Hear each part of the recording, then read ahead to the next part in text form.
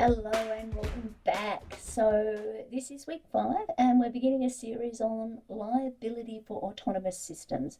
We're going to focus on the Australian law, but necessarily, because this is an emerging area of law, we're going to be seeing ourselves look at laws and situations all over the world. So basically in this video, I'm going to introduce the topic of liability for autonomous systems. I want to discuss why it's important to think about these issues. I'm going to provide a bit of an overview of one of the most important areas of law relevant here. So that is negligence in tort law. And we're going to talk about a key case that's really impacted public debate on the issue. So let's get stuck in, hey? So autonomous systems are machines or software that can perform tasks without human intervention. So we've already talked about a number of examples. Today we'll focus probably on self-driving cars, but of course there are drones, healthcare robots, robo-financial advisors, robo-advisors, and last week we talked about robo-debt. So automated debt collection is clearly in the package of the kinds of things that we're talking about. These kind of systems are pretty exciting, really. They've got the potential to transform the whole of society. They increase efficiency, they can reduce human error, they can improve quality of life overall. But as the systems become more advanced and more integrated into our lives, the potential for them to cause harm also increases. And the Robo-Debt Royal Commission is a really good example, really sad example, really, of how we've seen that happen. And it's not really like me to show any sympathy at all for the former government, but I can actually contemplate a world where many of the actual fallouts from that system were just not contemplated, weren't foreseen by them. And that's a really interesting legal issue of itself. So why is liability important? The question of who is liable for damage or for harm that's caused by an autonomous system is really practically relevant. For those of you who are business people, one of the things that you're going to need to be doing as you work through different business issues is work out, price in, maybe, the costs involved in working out who it is that can be liable if inevitably, so I probably should say when things go wrong. Thinking about liability goes to questions about whether or not you need to be insured, how much you need to be insured for, who needs to be insured, can you get that insurance in the first place? From a legal perspective, it also impacts the way that we think about the contracts that we write. There's a range of different issues that are going to be really important here. So what next do I want to say? So a range of different questions arise in your readings, and I'll highlight some of them now. Some of them actually come from the Anthony Wong reading from last week. If you remember, both of the readings from week 4 had a little bit about autonomy and liability, and I asked you to read them last week nonetheless, but the concepts will come through here. And so look out for the kinds of things that we're talking about when you're doing the reading. So as questions come up that are interesting in these videos, please do your best to make a note of them and see what the readings say. That'll help you with the quizzes and help you even more with your analytical work as you go forward.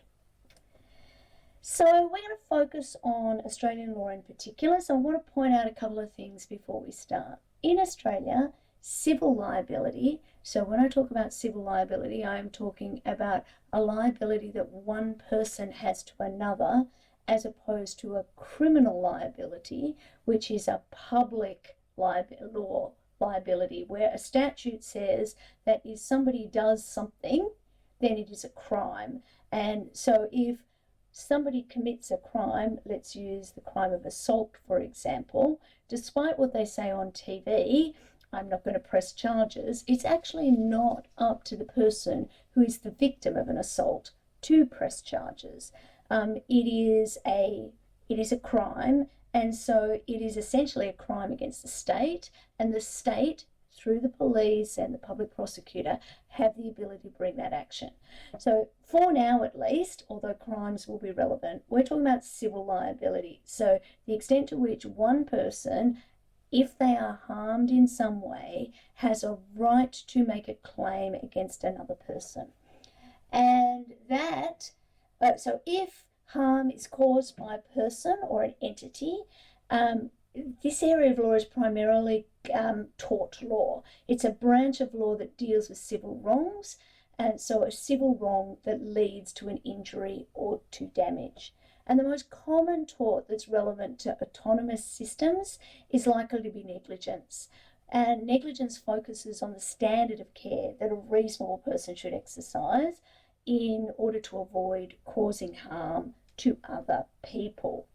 So to establish a liability for a tort, or the tort of negligence, the victim or the person who is making a claim needs to demonstrate that a duty of care was owed to them by the defendant, by the person against whom they've made the claim, that the duty was breached, and that the harm that they've suffered was caused by that breach. Now we call those the elements of the tort of negligence, and there will be an important idea for you to get familiar with. Now for the law students, you should be all over this, but for the business students, this idea of what the elements of a tort are is something that I'd like you to just take a deep breath and pay attention to, because we'll come back to them over and over again, and they will be relevant to the quiz. I've just talked about this. Duty of care, we need to have these things in order to have negligence. Duty of care is owed, duty is breached, harm was caused by the breach, and then we get negligence. What I thought I was going to be talking about is this case. Once you've thought about a snail in a bottle, you can't unthink it. Basically, the idea of negligence was born, for want of a better word, in a seminal case called Donoghue and Stevenson. It's a 1932 British case, a landmark case in the development of negligence law, and the concept of this idea of a duty of care, which has branched out not only to Australia, but to many other common law jurisdictions around the world. So what happened? Mrs. Donoghue, who is the plaintiff, the person bringing the action, went out for a cup of tea with her friend, and she drank a bottle of ginger beer, and it turned out that there was a partially decomposed snail, not on top of the ginger beer bottle, but inside it. Of course, it was a challenge. She set out to sue the manufacturer. She got ill. She also, no doubt, suffered enormous stress and shock as a consequence.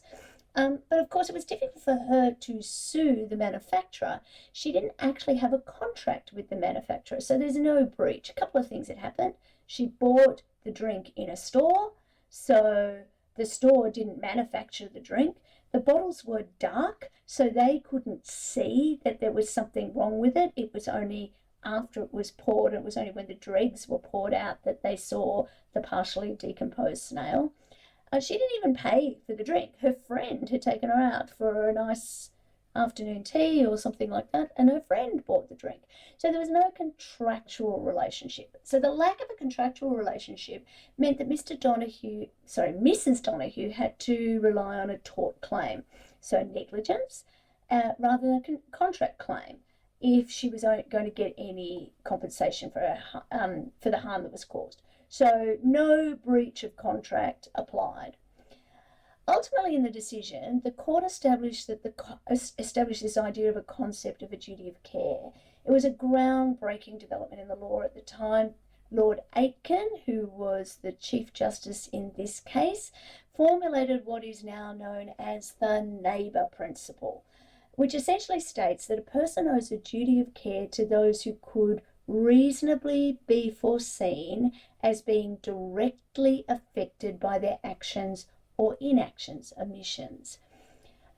He stated in the case, and I'll read here, You must take reasonable care to avoid acts or omissions which you can reasonably foresee would be likely to injure your neighbour.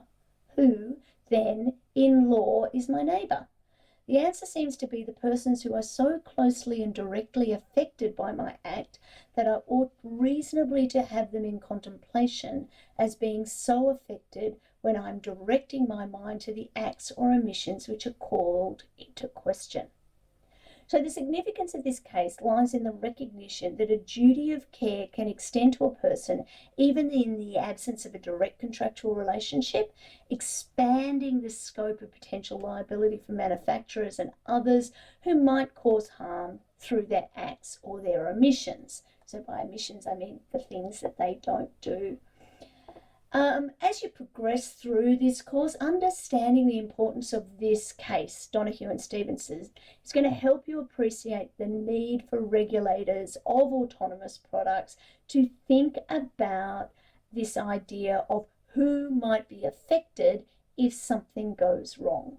Manufacturers and developers of autonomous systems could owe a duty of care to end users. They could owe a duty of care to people who are in close proximity to areas where the product or the thing is being used, even if they don't have any direct contractual relationships with them. And this has really important implications for the allocation of liability and the development of the legal framework for these kind of emerging technologies. So, breach of a duty occurs when a defendant fails to take necessary precautions to prevent harm. So, for example, if we've got a manufacturer of an autonomous vehicle, they might be found to have breached their duty of care if they fail to install adequate safety features or if they release a vehicle with known software defects.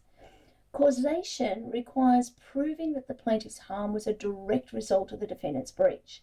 So in the case of an autonomous system, this could involve demonstrating that a software glitch or a design flaw led to an accident that caused the plaintiff's injuries. As we'll explore in later videos most likely, there are ongoing discussions around the world about how these principles can be applied to autonomous systems and whether new legal frameworks are needed to address these unique challenges that are posed by AI and emerging technologies, or whether the systems that we have in place already are going to be enough. The issues that we're going to need to consider will include allocating liability between human operators and AI systems, the role of product safety regulations, and the need for clear guidance and standards for the development and the deployment of autonomous systems. At the same time, the business people amongst us will be thinking we need to do this in a way that doesn't crush innovation and development for these really important and exciting technologies. Now, before we go any further, I'm going to show a video on the next slide, which could be distressing to some. We're going to talk about a case where an autonomous vehicle killed somebody, and we can see both we'll be able to see the dash cam footage looking out and looking in. If you do not think that you want to see this footage, and I completely understand if you don't, please look away and I'll tell you when to come back. Of course, if you're listening on the podcast, you don't have to look at it at all. But I think it is particularly relevant and I wouldn't expose you to it otherwise. So what is this case about? And the footage you can see comes from The Guardian. It goes back to March 2018 in Tempe, Arizona, where a Uber self-driving car operating in autonomous mode ended up striking and killing a pedestrian who was on a bike. She was crossing the road on her bike. This is the first known fatality involving a fully autonomous vehicle, and it brought safety and liability concerns surrounding self-driving cars to a complete head when it came to public debate. The vehicle was a Volvo and it was equipped with the latest self-driving technology, including an array of sensors, cameras, LiDAR. All of those things were there to help the vehicle navigate and detect obstacles. On the night of the accident, there was a safety driver who you could see in the video, Rafaela Vasquez, who was supposed to monitor the vehicle and take control if it was needed. It was later revealed, and you saw in that dash cam footage, that the safety driver was watching a video on her phone at the time of the crash. So the investigation ultimately found that Uber's self-driving system failed to properly identify the woman crossing the road as a pedestrian with a bike and did not initiate an emergency braking manoeuvre. And so a number of issues were raised. Okay, I'm changing slides, but for those of you, oh, sorry, I'm changing slides now. So a range of legal issues arose. And they're really quite complex issues about who should be held responsible for the accident and the harm that resulted from it. One of the key issues is whether Uber, as the developer of this self-driving technology, should be held liable for the accident due to the system's failure to recognise the pedestrian and respond appropriately. She was, after all, a safety driver there as, a plan B. Another question revolved around the responsibility of the safety driver herself. She was supposed to monitor the vehicle, she was supposed to intervene if necessary. She failed to do that because she was distracted. The case also highlighted the need to clarify the duties and responsibilities of companies, software developers, and human operators in the context of autonomous vehicles, as well as the potential gaps in existing regulations and liability frameworks. In the reading that you did last week, Anthony Wong talks about this in some detail. And so it's worth just reminding yourself about that. In this particular case, the prosecutor's office in Arizona decided not to file criminal charges against Uber, but they did charge the safety driver with negligent homicide. In 2020, she refused a plea deal and pleaded not guilty, and it appears that the matter is actually going to court pretty much as I'm recording this video in March 2023. So we'll look out and see what we can learn about what happens from that case. The case itself spurred ongoing discussions among lawmakers, regulators, and industry stakeholders about the need for clearer frameworks to govern the testing and deployment of autonomous vehicles, as well as the assignment of liability when accidents inevitably occur. The incident also led to increased scrutiny of self-driving car safety, and it prompted some states in the US and some countries to review and update their regulations relating to autonomous vehicles, ultimately contributing to a broader debate on liability for autonomous systems. And the George Borges reading that you have for this week is in particular on what's happened in Germany with the German regulations. So we need to start thinking about whether the rules need to be changed, and we also need to think about who the duty is owed to. So Uber entered into a confidential civil settlement with the family of the person who was killed. So we don't know what that settlement was and the extent to which there might have been a private recognition of fault, whether that private recognition of fault did or did not relate to the vehicle, if it was even there in the first place, or responsibility for what it was the employee did or didn't do. So again, there's a lot that we can learn from this. Once we've actually worked out whether or not somebody is liable, another challenge for the law is working out what kind of liability is going to apply.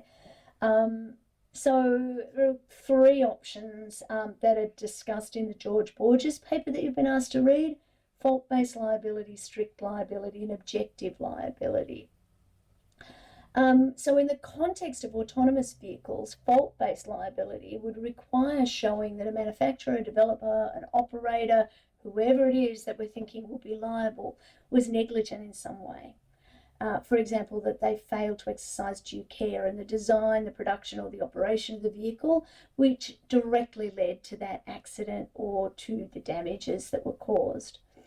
In a in a fault-based system, we need to thoroughly analyse the actions or the omissions of the parties involved, as well as the circumstances surrounding the incident, to determine if a breach occurred and if that breach was the cause of the harm that was in fact suffered. This form of liability can encourage companies to exercise due care and implement safety measures, because they can avoid liability if they demonstrate that they took all reasonable precautions to prevent accidents.